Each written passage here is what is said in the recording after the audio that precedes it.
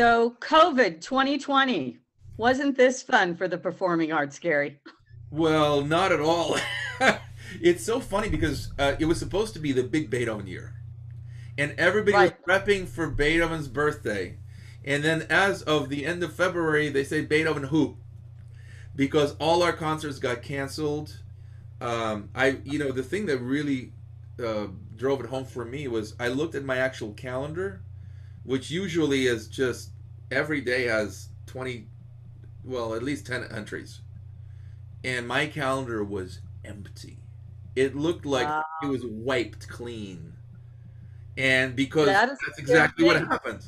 Everything was either canceled, postponed, had a big red line through it. There was just nothing actually on the calendar, and we didn't know how long that was going to be. So psychologically, that was a little bit depressing. That said, I would say my first 2 months were great. We worked on the house. I practiced stuff I hadn't practiced for 30 years. I felt fantastic. We cooked like crazy. Pizza had never tasted better. So all of that was like, wow, this is really cool. Why haven't I done this for the last 30 years? And the answer is because we have a life and we're actually doing stuff. But Yeah. then I think the difficult thing was, when are we going to start playing again? And the DSO was really great that way because Kim Noltemi, our relatively new CEO, who's by the way doing a one-on-one for Musical America, I think is actually in the next week. She found a way to make this work, and we are the only symphony orchestra in the country that's really doing this all the time. Fort Worth Symphony's also playing, but not quite the same way. If I'm not mistaken, they're not doing Bass Hall because Bass has their own protocol and stuff like that all the time. Whereas we're at the Meyerson. We started with I think 75 people, and now we're I think up to about 300. So we are as close to semblance of normalcy without subjecting anyone to any kind of danger health wise. Well, that's a good thing. And I want to bring up something about COVID too, because, I work for Symphony now as well. And you, of course, have been doing a lot more than we have.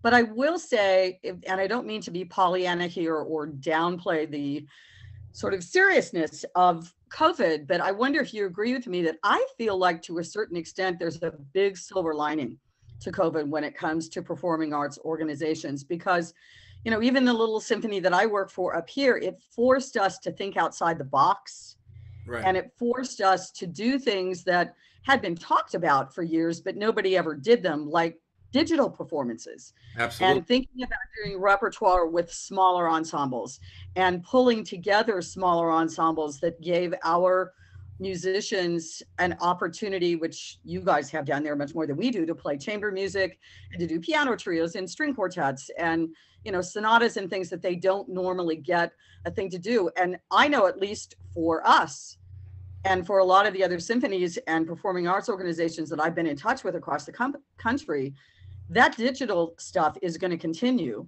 even after COVID. So do you agree with that, or do you think I'm a little crazy?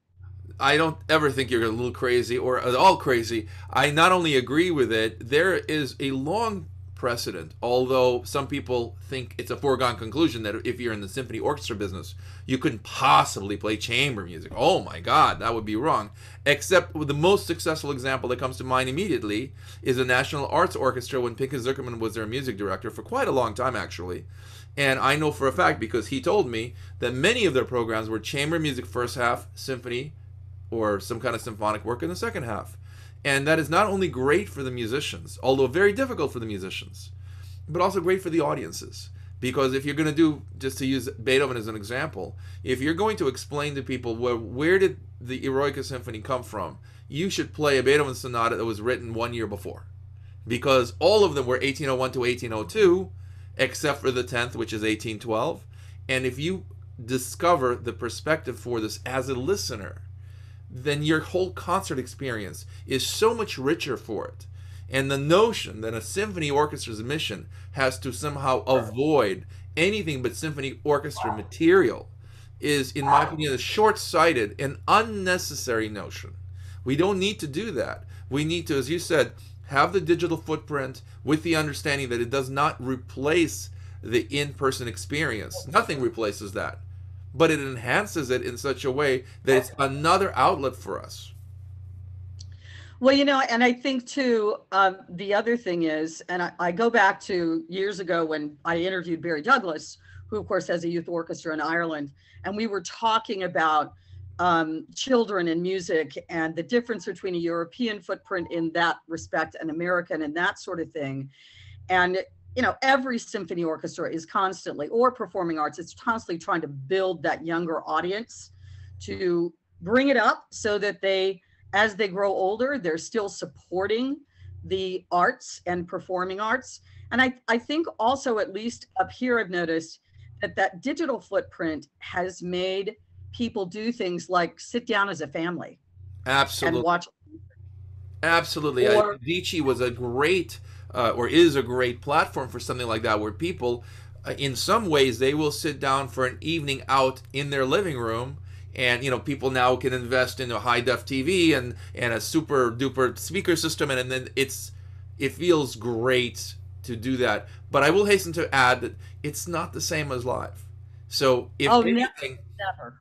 what I say to the students and a lot of the, let's call it 25 and under, is if you think that a YouTube video, or Medici for that matter, is the same or superior to live, then I'll challenge you, if you're a sports fan, to do the same thing as going to a baseball game or a hockey game or a football game. Show me the guy who, with his $90,000 TV set, says it's the same. It may be more convenient. I agree. It's more convenient, it's cheaper, it's easier. It ain't the same. It's never going to be the same. The reason we go to live events is the excitement level is completely different. Not to mention that you can actually watch what you want. I have, for example, at CMFSW, I have patrons who will come in and say, I was listening to your string quintet, and I'm only interested in watching the bowings of the viola player. I agree, this is not the majority, but they're patrons and they should be respected. And that is something you cannot see when the camera guy and the director says, well, I'm really interested in the first violinist, or I really like the soprano only, and if you want to see anybody other than conductor, tough luck. Go find a concert live, which they do. So I think my big hope when we come back to live music is, as you said, let's make the digital footprint enhance the live experience rather than replace the live experience. And hopefully, the next generation will say, hey, we grew up with the live experience, but the digital experience allows me to go to Paris when I live in Montana, for example, or it allows me to go to Russia when I live in Iceland. But if I can be in Iceland and go to a live concert, God knows they have them, and we love that. And hopefully the digital footprint will capture the imagination of people and lead them to the concert hall. That's what I'm thinking it probably will do. That, as you said, for the convenience, some people will sit in their home and watch a concert and go, man, I'd really like to hear that in the hall. Because you're right, there is nothing that can replace a live performance. It's not possible.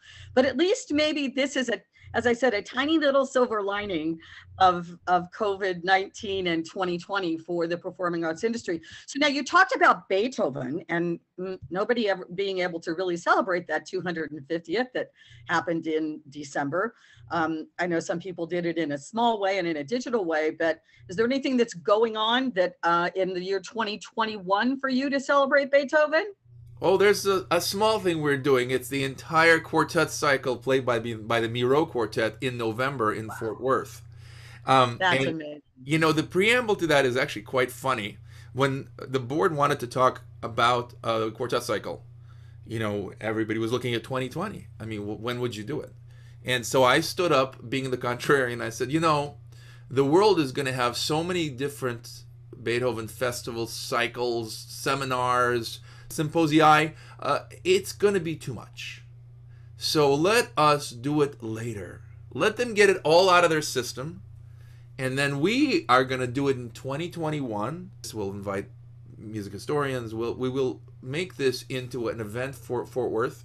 We'll make this into something that wasn't done in 2020. Rather than compete with every single cycle, we're going to do something very different.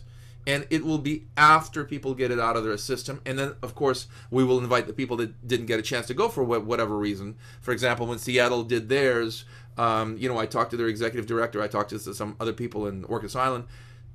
If they're around, of course they'll go. Sometimes they're not around. We all lead very busy lives. So I said to them, maybe what we should be doing is let's invite the world to come to Fort Worth a year later, kind of look at what happened and enjoy this for what it is. Well, what happened was nobody had any music festivals, nobody had any cycles, and Beethoven's probably turning in his grave saying, "What the hell? Remember me?" So now everyone is like, wait a minute, there's a Beethoven cycle happening in Fort Worth in November, and students and people like opera lovers, I mean, it's got its own energy, like the Ring cycle.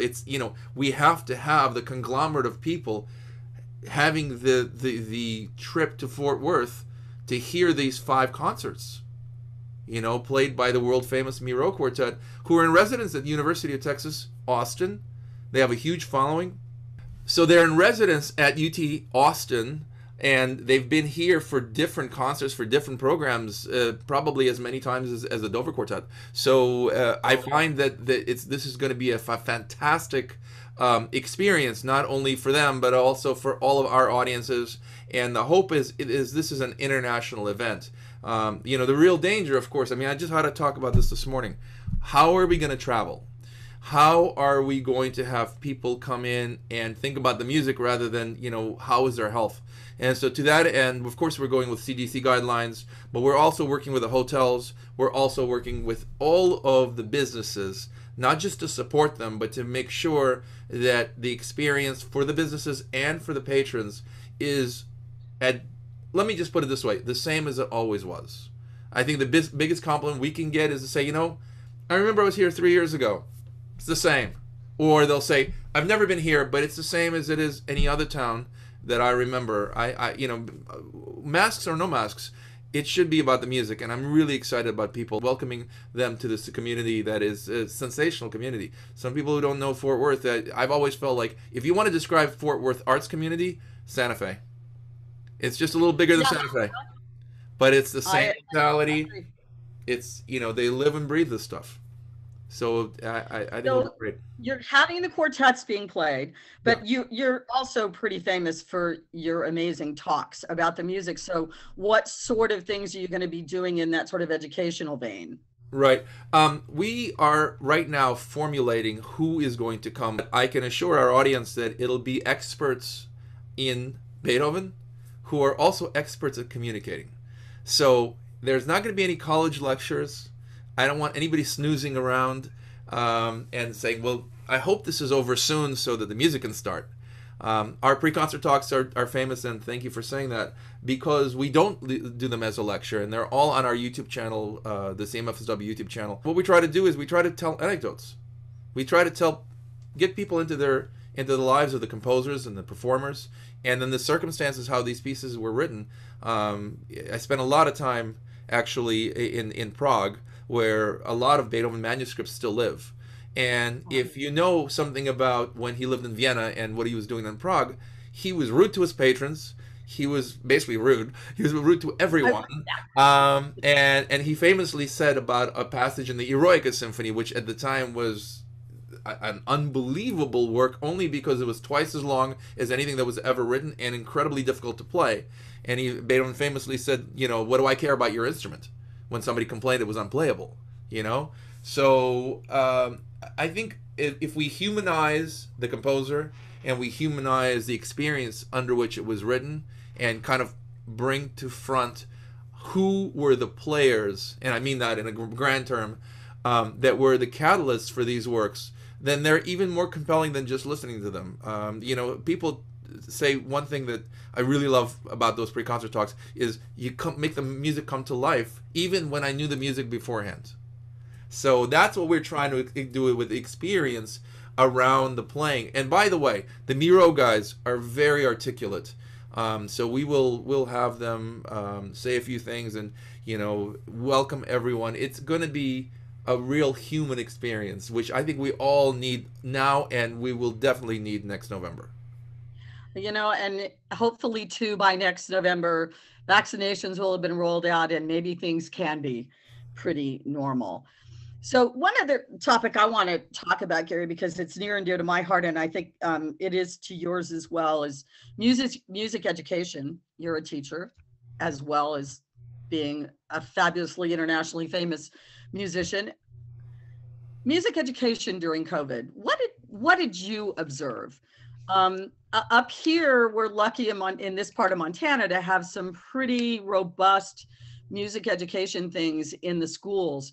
But as far as that really being, shall I say, mined online by teachers, I don't think it was as much. So give me your perspective on COVID and that, and yeah, just the topic in general. Yeah, I kind of want to break it into two categories, and one is technology. I was kind of in the Zoom thing before it became ubiquitous, only because I was teaching a lot of people in Asia and Hong Kong, a lot of people in Slovenia, probably starting, oh, I'd say 7 or 8 years ago. So people were like, "How are you doing that? Are you using Skype?" And I was like, "No, no. Half of China is on Skype. It's not very good." And the reason is it's choppy. And anyway, so we went to Zoom, and it was great. Well, COVID hit, and everybody went to Zoom, and then we discovered, as violinists, for example, that anything we play really high in position on the E string, and anything that we play low on the G string, the audio protocols that Zoom put in, because Zoom in the beginning, and I would say still, this is a conference platform. It's what you and I are doing now. It's not designed for musicians to replicate strads. And so from a teaching standpoint of view, I had to kind of make a change and explain to the students what are the hardware and software protocols that we will need to make this more useful as a lesson. So for example, every musician will tell you, oftentimes Zoom will compact data. So all of a sudden you'll freeze when you're playing, and then you'll play really fast. Oh, no. And most students are like, "I don't do anything." And most teachers are like, "You're rushing! Rush! Stop rushing!" And so what I ended up doing, I was put a metronome on there. Just so that they know that it's not them. It's okay. It's the software. I'm the general manager of a wonderful chamber music festival called the Joseph Gingle Chamber Music Festival of Miami, which we did virtually last year. And from everything I see, it was, if not the best run virtual festival, certainly top 5. And the reason was we spent a full 2 months working on our hardware software so that the sound was right, so that the lessons were productive, so we weren't like, "Can you hear me now?" like the commercial goes. So that's the first part of it. The second part of it is a socialization. And now I'm talking about people who are maybe high school age and under. And so what they were saying to us is that, well, this is all good and fine, and we'll get this done. But you know what I really miss? I miss being in the same room with you and hearing you play. I miss seeing where your thumb is, even though I could ask you to move the camera this way.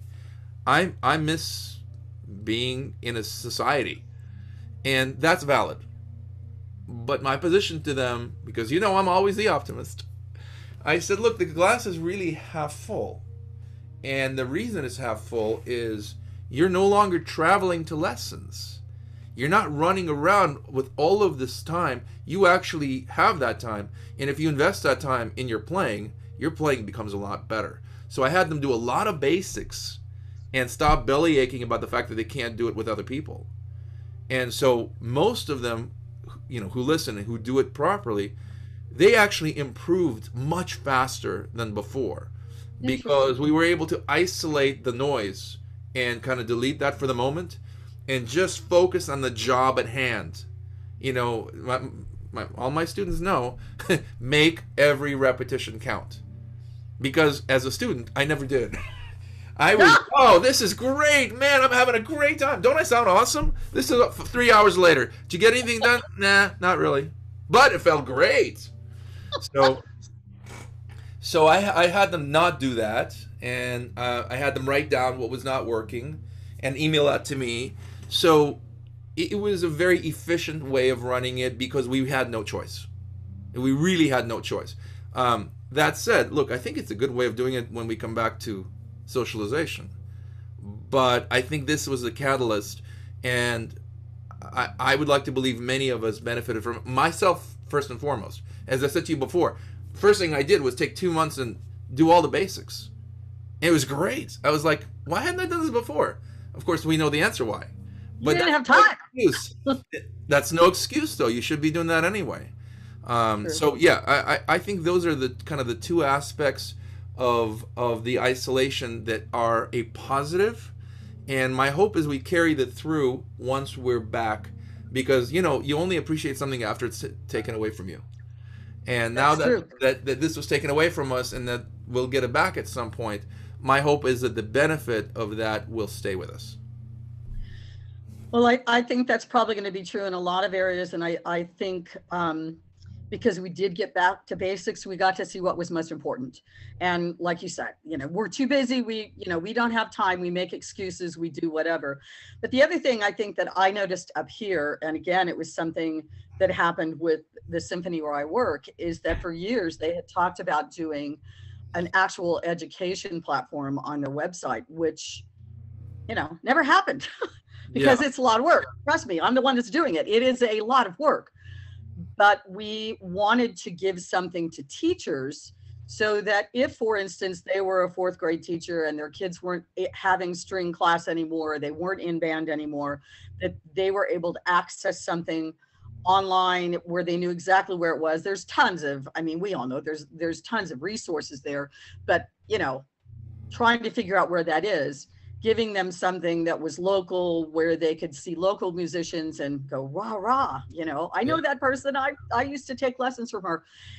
That's something that I think I've seen also coming out of this COVID for music education is that performing arts organizations are maybe seeing, because I've always believed this, even if you have a fabulous music program in your schools, there's always room for innovation in education. And I think performing arts organizations being run by performers who maybe understand it from a different perspective than somebody who has a master's in music education, and there's nothing wrong with that, of course. But when you're looking at it's being done by people who actually make their living doing this performing, I think it adds a little bit different aspect of what to highlight, what's really important. And I hope that we continue doing things like that as well in performing arts organizations, that we continue to reach out in an educational vein. And I know the Dallas Symphony has one of the best educational websites. The, what is it? My DSO My, Kids? I think that yeah, they're revamping it again. It's true that the DSO has done a very good job. New York Philharmonic does a sensational job. San Francisco Symphony. Look, the thing that I think is most important is music ed. You'd mentioned the music ed majors, former majors. You know, they need us just as much as we need them. In other words, it has to be a marriage of the performers and the music ed people. The thing that worries me often is that they're sometimes kind of pushing each other away. You know, in other words, if somebody who is making, like myself, a living at performing and also teaches, the music ed people sometimes look at them suspiciously. You know, oh, well, you guys are doing something else. And Right. my feeling with them is, okay, well, suppose the music ed person's next student is the next Yasha Heifetz. How would we know? Because Right. if they don't have the technical base, and they have to start with a technical base, they're not going to get there. I think the first thing that I kept repeating over and over to the point that I got sick of hearing myself say it is this notion that when we get good, then we'll get a master teacher. It's exactly the opposite. The most important teacher is your first teacher. Glenn Gould's teacher, he only had one. He had he had basically his mother, and then he had, you know, Alberto, I forget his last name. So if you don't get off to a good start, I'm not saying it's impossible. I'm saying it's infinitely more difficult. So we should be marrying the music ed people with the performing ed people, and say to them, now we have the entire picture. Get the kid to come in here. We're going to do the best we can, and then let the chips fall where they may. It should not be, okay, well, I just do this, and then you guys come back when they're better. You know, that's the problem. Yeah, you're right. It's the foundational thing is so important when you're doing anything, but particularly when you're learning an instrument. And like you said, the repetition and the discipline and the progress and the evolution. And I have to say, as a voice teacher for many years, it was super frustrating because my students wouldn't practice. And you know, when you're dealing with an instrument that's your body, Right. and you practice, and involuntary muscles and you don't practice, it's really something. So you know, that's an interesting perspective. And you know, I know when I was at WRR, they did the music memory program with the Right. Dallas Symphony, which I thought was like an amazing thing for those kids, um, because so many schools, they didn't have the budget to be able to really educate them in classical music. And I thought that was one of the best things that I saw the DSO do then in the educational vein. I think it'll still continue, if I'm not mistaken. I was leading several of those. I think that one of the big misnomers is, you know, the 10,000 hour rule, which has been proven. If you just talk to somebody, that is the most insane thing. If you, on its face, if I told you, in order to make, you know, to cut a door in a wall, I want you to take your head and bang it against the wall 10,000 times, and then Yeah. you'll have a beautiful door like the one behind you. I mean, would you do that? But that's exactly what it. Pure Yeah. repetition in and of itself is unbelievably harmful. It's the repetition of good habits that produce results. And I think that's oftentimes lost, especially on parents who are not musicians, and they're just told, like, you know, it's like anything else. Hit a tennis ball 10,000 times, you'll become a master tennis player. No, not really. And I'm a tennis player. You got to do it right. You hit it 5 times wrong, and it'll maybe take another 50 times to doing it right just to get you back to where you were. So the Yeah. notion of pure repetition drives me crazy. And unfortunately, it's an uphill climb for us because too many people go like, well, let's just do it again. It's easy. Just do that again. It's hard to say, well, stop doing that again. Let me tell you what you did wrong, and let's make sure we isolate that and not do that ever again. That's very complicated, and it takes a lot of No, work. it is. It's a lot of work, and it is very complicated and sometimes very frustrating for a student, at least I know from a singing standpoint. Um, you know, if you're listening to yourself as a singer, that's not such a good thing. And so many times, at least with singing students, they hear in their head and they're like, wow, I sound so great. And yet they're completely producing the tone the wrong way. Right. And to get them to stop listening and to feel and to sense what they should be doing sometimes is very frustrating for them because they want to listen to that thing they think sounds so good. And Right. then you tell them, no, it's done this way. And they go, but that doesn't sound as good as the other thing. Well, trust me, I'm out here. I'm hearing what you're doing. You have no idea how amazing that just was. So, you know, I see what you're saying. I love that you brought that up because I think the art of listening is too rarely discussed. You know, the acoustical rehearsal, just to go on a tangent for a moment, the acoustical rehearsal has gotten shorter and shorter as I've gotten older. And it's really for two, it's only for two reasons. Number one, I kind of know what's going on, even in a chamber group, if I don't know the group very well. I mean, unless it's just like a hall that favors the lower timbre, like cellos, you know, the lower end of the piano. Unless it's something like that, or that you really have to bring something out that you don't trust your ears, you kind of know the way it's going to go. But oftentimes, it's about the person doing the listening in that acoustical rehearsal. Because the thing that usually drives me crazy is like, I can't hear so-and-so. Or I hear the so-and-so too much. I'm sorry to say that is not a valid comment. It's a much more valid comment. What is the texture that you're trying to accomplish? And is it coming through, which is what you said. So I oftentimes, we actually did a whole video with Raven Audio about what is listening. Just because I can hear something, it is in no way means that the artist is doing their job, or you actually understand what the hell you're listening to. You know, if I want to hear the entrance of the second entrance in a fugue, sure, we might say we'll have the counter subject be softer, or we could say we're going to change the color here so it's more transparent, so the other guy doesn't have to play louder, and so on. I think the sophistication of listening is kind of a forgotten art, but it's completely necessary. And to pretend that it's not is kind of crazy. So I think a lot of singers, we're supposed to emulate the great voice, right? Our instruments were invented to emulate the great singers. So how dare we not listen to the great singers and understand what we're trying to do over here? And you do know, and Renee Fleming and I had this conversation because she was taught the same thing. As a singer, I was taught to emulate great string players because, you know, it was, the image was the breath is the bow going right over. So you need to listen to them. Listen, how do they play legato? How do they do pizzicati? You need to listen to it. You need to feel and watch and feel.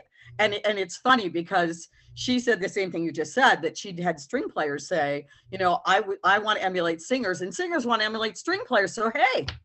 Well, it's great because it should be symbiotic. You know, I think in a perfect world, what you do is you have great string players where the instrument is not a challenge. It's all about the music. And you have great singers where the instrument is not a challenge and it's all about the music. For example, you talked about legato. Well, you understand that I can make seamless bow changes for 2 hours. Does that make great music? Not really. That makes boring music, because I don't remember the last time anybody paid $1 to watch bow changes. You know? Right?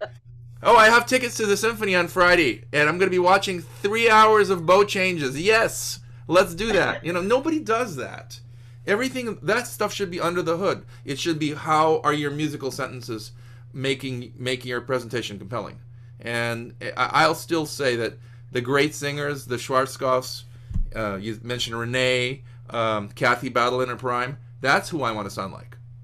You know, those are the people who I listen to. Then, you know, the great tenors, Horostovsky before he passed away, some of the most compelling singing. Plus, he looked like a great singer too. Yeah, that didn't hurt.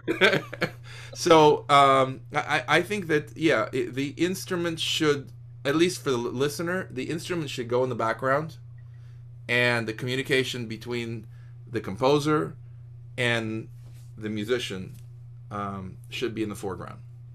So let me ask you a question.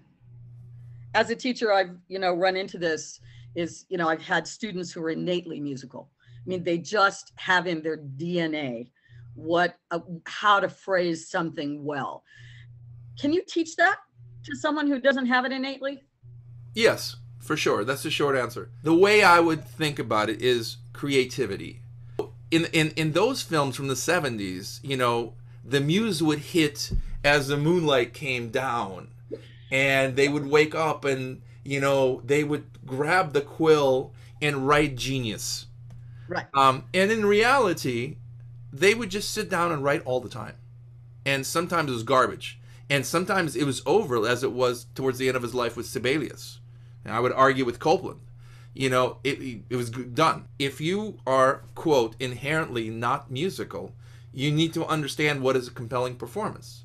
Which, in just a simple way of putting it, is, well, where's the top of your phrase? Where's the bottom of your phrase?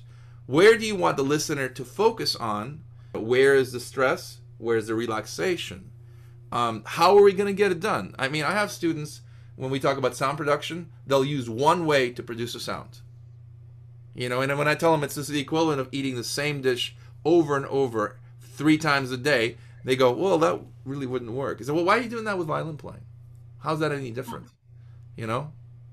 So you can teach someone, of course, the basics of phrasing, the basics of compelling performance, but that next level is what you're talking about, and that's why we have the great artists. You know, when I watch Yu Wang play, and I know if I listen to 3 separate performances of her Appassionata Sonata, they're completely different. And yeah, the good news is she doesn't know what's going to come out. That's why we listen. Yeah. So that you can't teach, but I think You can teach people on a very high level, and we see that all the time in competitions and in auditions. If a person knows how to prepare, they're going to do very well. It's not just that they have to have the gift. It helps to have the gift. I'm very lucky I've got some. But I mean, if I had none, I'd still be pretty good at playing this because I know what I'm doing. So it's always about that base that we spoke about, the technical base, followed by the musical base, followed by the actual knowledge of, hey, what do you know how to do? I also must say that I think too many times people do, I'm saying performers, they do the knee-jerk thing. So for example, this sounds really pretty, so I'll do it. Or I did it last in the exposition, so I'm going to do it in the development because it worked in the exposition. That's not reasoning. That's lazy. Okay? If it worked once, it'll work 1,000 times. No, not necessarily. So I feel like if you build a performance the way a composer builds a piece of music, people will listen. I've spent my career, people seem to like that. They come back and they say, hey, you had me listening through the whole thing, even though I've heard this 1,000 times, because it's a little different. I appreciate that. Well, that's kind of the fun too. Yeah. Not just replicating the last time you played something, but finding something different, something to evolve your understanding. For me, anyway. No, but what's funny is people. I think the most common question I got, now that I've been in the orchestra business, whatever, 30 some years, they would say, "Do you detest playing another Beethoven's Fifth? Aren't you sick of it? You've done so many."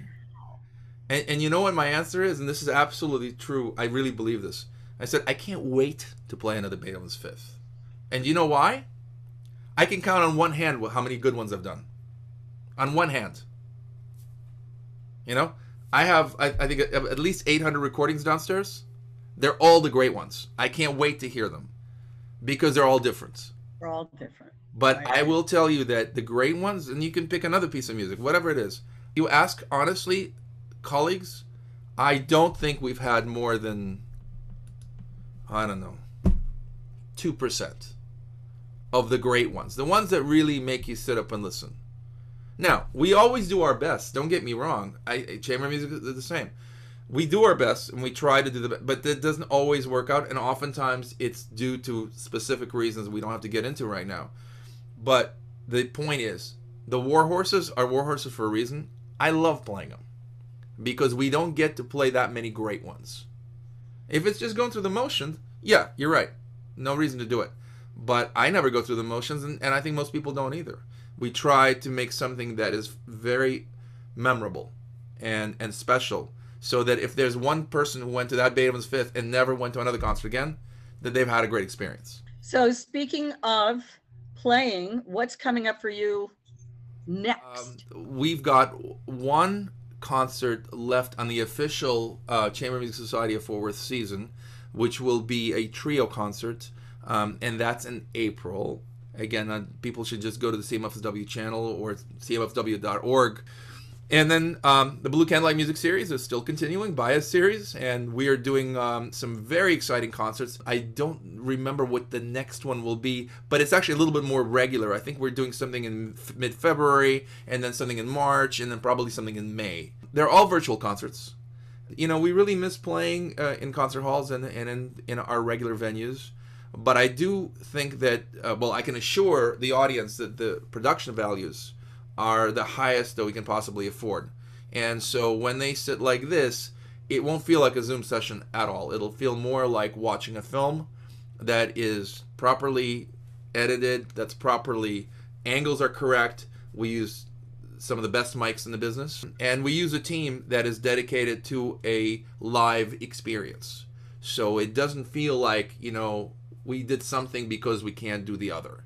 We did something because it's a different art form that enhances the live performance. Well, I have to say, the one that I saw, I sent it to so many people, and they were all aghast.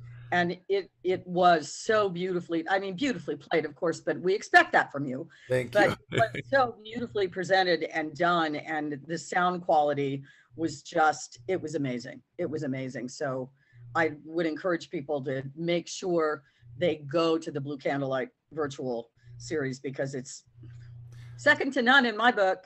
Thank you.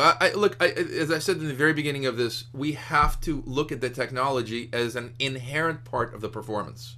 While we're doing it like this, the notion that we can make the technology be the weak link, it's a misnomer. It's fantasy. The technology has to be at the highest possible level for the people to actually buy in, because we have analytics on all of this, and a lot of people, I don't want to say who, but a lot of people for other performances that are on maybe a more primitive level, they tune in for a minute, 35 seconds, and they're gone.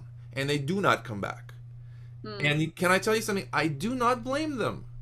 I don't blame our audience. I probably would do the same. Even if the performances are great, which many times they are. Because, human nature being what it is, we want to experience something that our ears and eyes are used to. We don't want to experience something that our brain says, well, you have to understand. You see X, Y, and Z. I don't have to understand. I don't want to understand. I want to just enjoy. And that's what we were trying to accomplish. Thank you, Nancy. I miss you. This is great. Yeah, this is fantastic. I want everybody to go and watch and listen to the performances of the Glacier Symphony Orchestra and Chorale.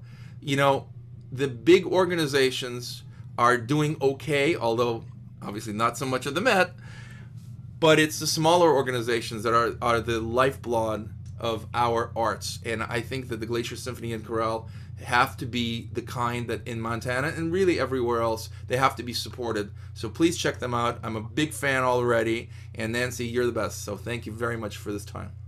Thank you, Gary. I'll see you again soon.